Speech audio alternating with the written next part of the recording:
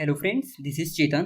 Recently हमारे जो विदेश मंत्री एस जयशंकर हैं, उन्होंने चीन के ऊपर एक बहुत बड़ा स्टेटमेंट दिया, जिसमें उन्होंने ये कहा कि जिस तरह से हिंद महासागर में चाइना की प्रेजेंस बढ़ रही है, उसके लिए भारत को पहले से और अधिक तैयार रहना चाहिए और क्वाड के देश अगर मिलकर काम करें तो चीन को आसानी से काउंटर किया जा सकता है। नाउ समझेंगे क्या है पूरी न्यूज और इस न्यूज के क्या जियोपॉलिटिकल सिग्निफिकेंस है, स्पेशली इंडिया के पर्सपेक्टिव से। एक्चुअली हुआ ये कि आप जानते होंगे कि हमारे जो विदेश मंत्री है वो अमेरिका के दौरे पर हैं और वहां पर mister S Jaishankar council on foreign relations के ऑफिशियल्स से मिले। Friends, council on foreign relation America का एक थिंक टैंक है जो अमेरिका की फॉरेन पॉलिसी और इंटरनेशनल रिलेशन को मैनेज करने के लिए रिस्पॉन्सिबल है। और इसी काउंसिल में उनसे एक सवाल पूछा गया था कि इंडियन ओशन रीजन में चाइना की प्रेजेंस जिस तरह बढ़ रही है और भारत, अमेरिका, ऑस्ट्रेलिया और जापान के क्वाड ग्रुप को इससे निपटने के लिए क्या करना चाहिए कि इस वाले रीजन में बैलेंस ऑफ पावर बना रहे और भारत और अमेरिका के लिए भी कोई खतरा उत्पन्न ना हो। इसी का आंसर देते हुए हमारे जो एक्सटर्नल मिनिस्टर हैं, उन्होंने ये बात कही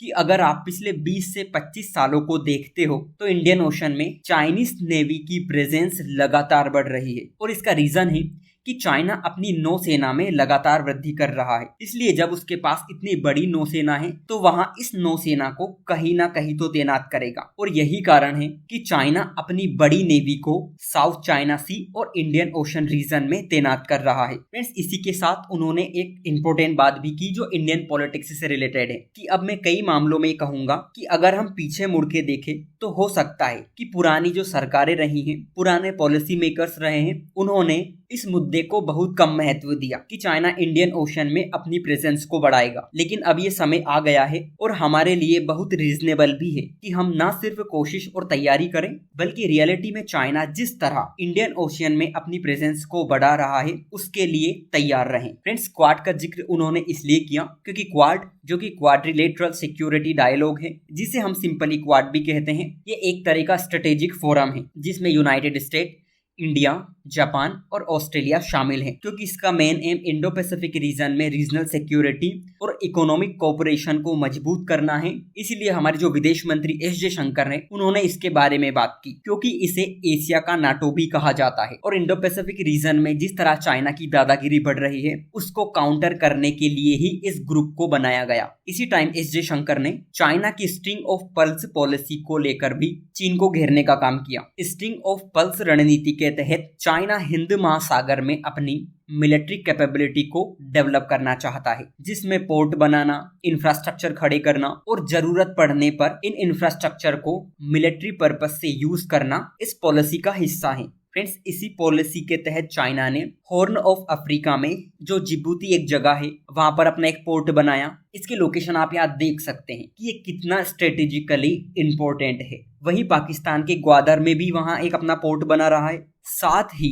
श्रीलंका की एक जगह है हम्बनटोटा के इस बंदरगाह को चाइना ने 90 साल की लीज पर लिया है। और अगर आप इन सभी पोर्ट्स की लोकेशन देखेंगे तो आपको पता चलेगा कि कहीं ना कहीं चाइना का ये पूरा ट्रिप भारत को घेरने का है। और पाकिस्तान के ग्वादर और श्रीलंका के इस हम्बनटोटा पोर्ट का एग्जाम्पल भी उन्होंने दिया। अगर आप उनका पूरा स्टेटमेंट देखेंगे तो उन्होंने कुछ और बात भी ऐड की। फॉर एग्जाम्पल, समुद्री डकैती, तस्करी और आतंकवाद ये समुद्र के खतरे हैं और अगर कानून के शासन को लागू करने के लिए कोई प्राधिकरण नहीं है, कोई निगरानी तंत्र नहीं है, कोई फोर्स नहीं है, तो ये इस विश्व की सबसे बड़ी समस्या है। फ्रेंड्स, दुनिया में बहुत सारे इलाके ऐसे हैं जहां पर समुद्री डकैत लूटपाट करते हैं, ट्रैफिकिंग करते हैं और अपनी आतंकवादी गतिविधियों को संचालित करते हैं। पाकिस्तान इसका एग्जाम्पल है। लेकिन सबसे बड़ी प्रॉब्लम ये है कि समुद्री दुनिया को बचाने के लिए इंटरनेशनल लेवल पर कोई सा भी फोर्सेबल लॉ नहीं है, कोई सी ऐसी संस्था नहीं है जो प्रॉपर इनकी मॉनिटरिंग करे। और जब ऐसा होता है तो बहुत सारे देश इन परिस्थितियों का फायदा उठाते हैं। For example, China Indian ocean में चक्कर लगाता रहता है, देशों की संप्रभुता पर हमला करता है। रिसेंटली इस पर मैंने एक वीडियो भी बनाया था जिसमें मैंने ये बताया था कि चाइना किस तरह साउथ चाइना रीजन में फिलीपींस के एक्सक्लूसिव इकोनॉमिक जोन का उल्लंघन कर रहा है, उसके लिए नए नए बैरियर खड़े कर रहा है। और ऐसे में एक मजबूत संस्था का होना बहुत जरूरी है जो इन देशों को ऐसी हरकत करने से रोके। और इन्हीं सब को लेकर जो हमारे विदेश मंत्री एस जयशंकर है, उन्होंने यही कहा था कि अगर क्वाड देश मिलकर काम करें तो इन सभी चिंताओं को बेहतर रूप से हल किया जा सकता है। अगर ऐसी संस्थाओं को बनाने के लिए पहल करें तो डेफिनेटली चाइना की इन हरकतों को तोड़ा जा सकता है। सो आज के लिए इतना ही। Thank you.